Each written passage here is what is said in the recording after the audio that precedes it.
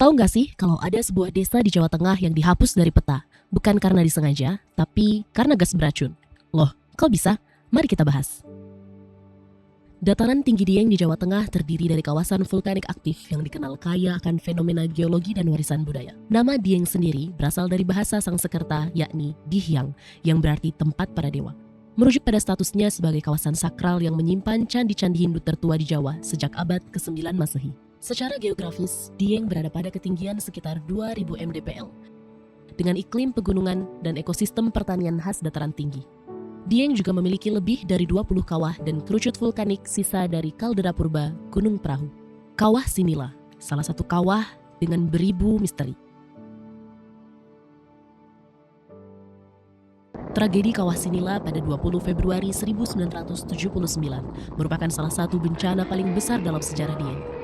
Sebelum letusan utama, landscape Dieng telah memberikan peringatan pada awal Februari 1979.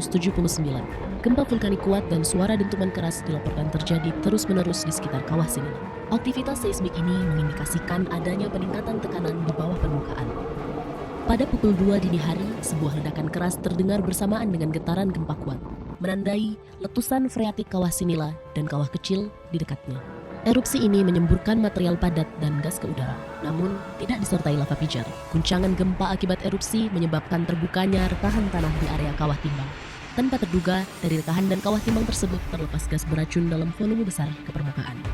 Hanya dalam beberapa menit, awan gas yang tidak berwarna itu menyebar dan mengalir menuju lembah dan pemukiman terdekat, tak terkecuali ke arah Desa Kepucukan. Penduduk Desa Kepucukan dan sekitarnya berbondong-bondong menuju dataran lebih tinggi ke arah SD Negeri Kepucukan untuk menjauhi kawah.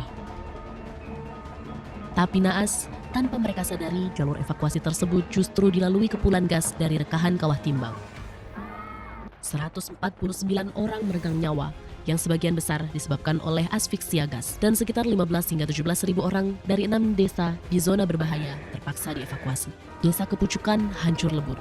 Desa Pakasiran menjadi tidak dapat diakses akibat ditutup oleh lapisan lahar dan lumpur yang dilaporkan mencapai ketebalan 8 meter. Tragedi Sinila 1979 menjadi tonggak lahirnya sistem pemantauan gas vulkanik modern di Dieng. Pasca 1979, pemantauan tidak lagi hanya berfokus pada seismitas, tetapi juga pada geokimia. Pusat Vulkanologi dan Mitigasi Bencana Geologi di bawah Kementerian ESDM kini secara rutin memantau konsentrasi gas, suhu kawah, dan gempaan kawah di Kawah Dieng. Dampak sosial paling drastis adalah nasib Desa Kepucukan. Ia secara harfiah dihapus dari peta administratif karena telah dinyatakan sebagai zona tidak layak huni.